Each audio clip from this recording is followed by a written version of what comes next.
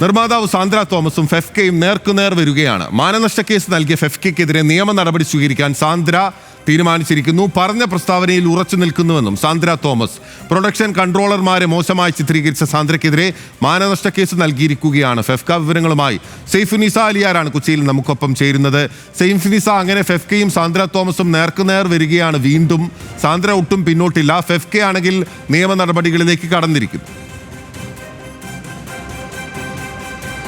തീർച്ചയായും ബിനിൽ, നേരത്തെ സിനിമാ നിർമ്മാതാക്കളുടെ സംഘടനയായ ഫിലിം പ്രൊഡ്യൂസേഴ്സ് അസോസിയേഷൻ നേതൃത്വവുമായി സാന്ദ്ര ഇടഞ്ഞിരുന്നു. ഇതിന് പിന്നാലെയാണ് സാങ്കേതിക വിദഗ്ധരുടെ സംഘടനയായ ഫെഫ്കയുമായും ഇപ്പോൾ ഒരു അസ്വാരസ്യത്തിലേക്ക് മാറിയിരിക്കുന്നത്.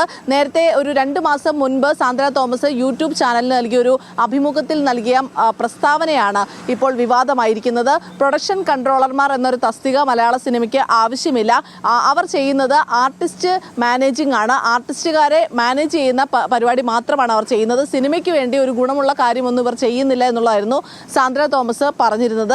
ഇതിൽ ആണ് ഇപ്പോൾ പ്രൊഡക്ഷൻ എക്സിക്യൂട്ടീവ് യൂണിയൻ എന്ന ഫെഫ്കയിലെ സംഘടന, അവരുടെ യൂണിയൻ ഇപ്പോൾ നിയമ നടപടിയുമായി പോയിരിക്കുന്നത്. ഇന്നലെ സബ് കോടതിയിൽ ഇവർ ഇത് സംബന്ധിച്ച മാനനഷ്ട കേസ് ഫയൽ ചെയ്യും 50 ലക്ഷം രൂപ നഷ്ടപരിഹാരം വേണമെന്ന് ആവശ്യപ്പെടുകയൊക്കെ ചെയ്താണ്. നമ്മൾ ഇന്നലെ അത് വാർത്തയാക്കിയതുമാണ്. ഇതിന് പിന്നാലെയാണ് ഇപ്പോൾ സാന്ദ്ര തോമസ് ഇതിനൊരു മറുപടിയുമായി രംഗത്തെത്തിയിരിക്കുന്നത്. സാന്ദ്ര തോമസ് നൽകിയിരിക്കുന്ന മറുപടി നിയമപരമായി കാര്യങ്ങളെല്ലാം തന്നെ നേരിടും, താൻ പറഞ്ഞ പ്രസ്താവനയിൽ ഉറച്ചു നിൽക്കുന്നു എന്നുള്ളതാണ് സാന്ദ്ര പറയുന്നത്.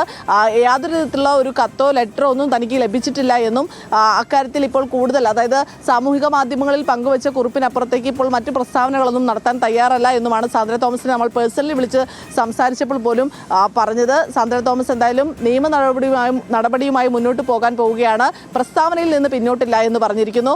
പ്രൊഡക്ഷൻ കൺട്രോളർമാർക്കെതിരെ സാന്ദ്ര നടത്തിയ പ്രസ്താവന, പ്രൊഡക്ഷൻ കൺട്രോളർമാർ പണം മുക്കുകയാണ് എന്ന തരത്തിലുള്ള പ്രസ്താവന നടത്തിയിരുന്നു. കാരണം പല പ്രൊഡക്ഷൻ കൺട്രോളർമാരും ഇപ്പോൾ വലിയ ഫ്ളാറ്റും വീടും വാഹനവും എല്ലാം തന്നെ സ്വന്തമാക്കിയിരിക്കുകയാണ്. തൻ്റെ പല സിനിമയുടെയും പ്രൊഡക്ഷൻ കൺട്രോളർമാരോട് താൻ തന്നെ പറഞ്ഞിട്ടുണ്ട്, ഞാൻ അറിയാതെ മോഷ്ടിച്ചോളൂ എന്നുള്ളത്. ആ രീതിയിൽ നിവർത്തികേട് കൊണ്ട് പറയേണ്ടി വന്നതാണ് എന്നൊക്കെ സാന്ദ്ര തോമസ് ഈ യൂട്യൂബിൽ ചാനലിന് നൽകിയ അഭിമുഖത്തിൽ പറയുകയും ചെയ്തിരുന്നു. ഇത് മൊത്തത്തിൽ ഈ പ്രൊഡക്ഷൻ കൺട്രോളർമാരെ അധിക്ഷേപിക്കുന്നതാണ് എന്ന് പറഞ്ഞുകൊണ്ടാണ് ഇപ്പോൾ കേസുമായി ഇവർ മുന്നോട്ട് പോയിരിക്കുന്നത്. എന്തായാലും 50 ലക്ഷം രൂപ നഷ്ടപരിഹാരമാണ് ഫെഫ്ക പ്രൊഡക്ഷൻ എക്സിക്യൂട്ടീവ് യൂണിയൻ ആവശ്യപ്പെട്ടിരിക്കുന്നത്. പക്ഷേ ഇതിന് വിവരങ്ങൾ നൽകിയത്.